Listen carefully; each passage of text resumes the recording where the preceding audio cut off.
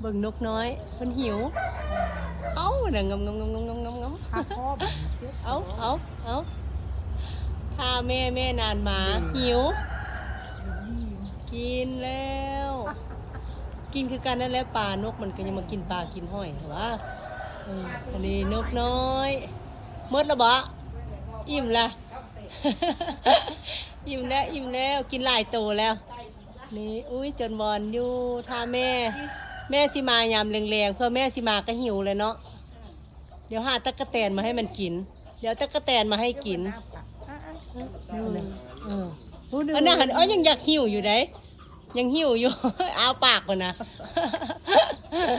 นกน้อยแม่ที่มายามแรงๆอู้คนน่ะอยู่ต้นอันนี้